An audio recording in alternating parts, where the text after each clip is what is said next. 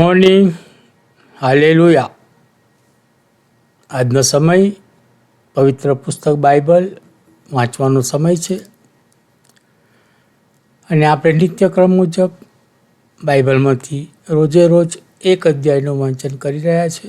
ત્યારે પિતા બાપ આ વાંચનો વાંચવાને માટે આપણી જે સહાયતા મદદ કરે છે તેમનો આભાર માનતા આજના વાંચનમાં આપણે જઈશું. અને આજનું વાંચન આપણે જે વાંચવાના છે તે ગીતશાસ્ત્રનું પુસ્તક છે અને તેનો 58મો અધ્યાય આજે વાંચવા જઈ રહ્યા છે. હજુ સુધી જો તમે અમારી ચેનલને સબસ્ક્રાઈબ ન કરી હોય તો પ્લીઝ સબસ્ક્રાઈબ કરો, પોતાના ગ્રુપ કે મિત્ર વર્તુળમાં શેર પણ અવશ્ય કરો અને સાથે સાથે લાઈક પણ અવશ્ય કરો. સાથે સાથે વિનંતી કે અમે બાઇબલને લગતા નાના નાના વિડીયોઝ પણ મૂકી રહ્યા છે. યુટ્યુબ ઉપર છે, ઇન્સ્ટાગ્રામ ઉપર છે, તે પણ જુઓ અને તમે તેનો પણ આનંદ માણો. તો ચલો એક ટૂંકી પ્રાર્થના કરીશું અને આજના વચનોમાં જઈશું. પવિત્ર પવિત્ર છે સૈન્યોના દેવી હો બાપ, તમારો આભાર માનીએ છીએ પ્રભુ કે તમે અમારા જીવનમાં સુંદર નવીન દિવસ આપ્યો. એના માટે મેં તમારો પુષ્કળ આભાર માનીએ છીએ. તમારા વચનો તરફ જઈ રહ્યા છે ત્યારે તમારા વચનો વાંચવા મને પ્રભુ જે તમારા બાળકો સાંભળે છે દરેકના હૃદયમાં તમે વાત અને વ્યવહાર કરજો. અમારી ટૂંકી પ્રાર્થના તમારા વહાલા દીકરાના નામથી માગીએ છીએ. સાંભળો અને સ્વીકાર કરજો બાપ. આમીન. પવિત્ર પુસ્તક બાઇબલ અને ગીતશાસ્ત્રનું પુસ્તક અને તેનું 58મો અધ્યાય.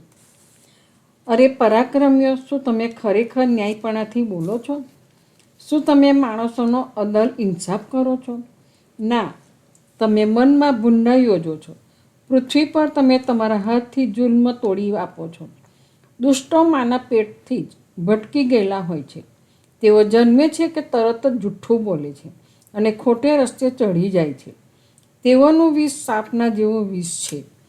તેઓ કાન બંધ કરી રાખનાર બહેરા સાપ જેવા છે કે જે ઘણી જ હોશિયારીથી મહુવર વગાડનાર ગારુડીનો પણ સાથ સાંભળતો નથી. હે ઈશ્વર, તેઓના મોંની બત્રીસી ભાંગી નાખજો.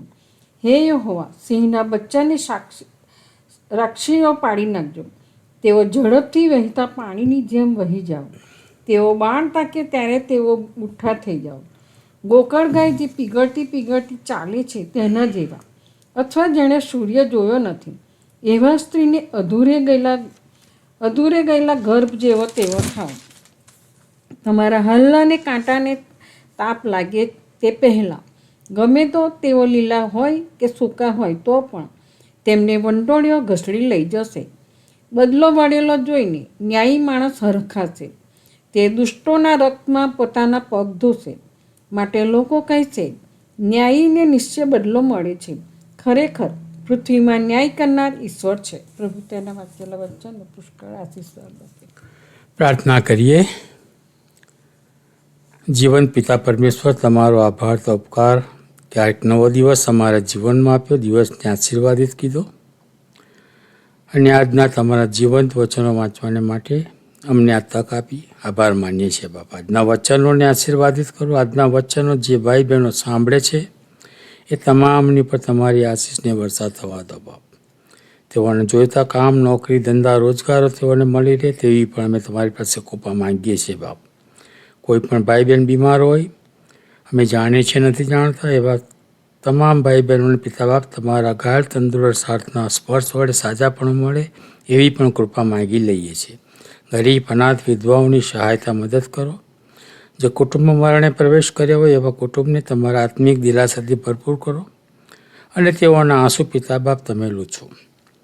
વિશેષ પિતા બાપ, ગરમી પુષ્કળ પડી રહી છે ત્યારે આ ગરમીની અંદર સગળા લોકોનું તમે રક્ષણ કરજો. વિશેષ કરીને જેઓ વૃદ્ધો છે, પશુ પંખીઓ છે, એ તમામ લોકોને તમે સાચવજો, સંભાળજો બાપ અને તેઓની શારીરિક તંદુરસ્તી બક્ષજો બાપ. અમારા દેશ અમેરિકાને આશીર્વાદિત કરજો. અમારા દેશના રાજનેતાઓને આશીર્વાદિત કરજો બાપ.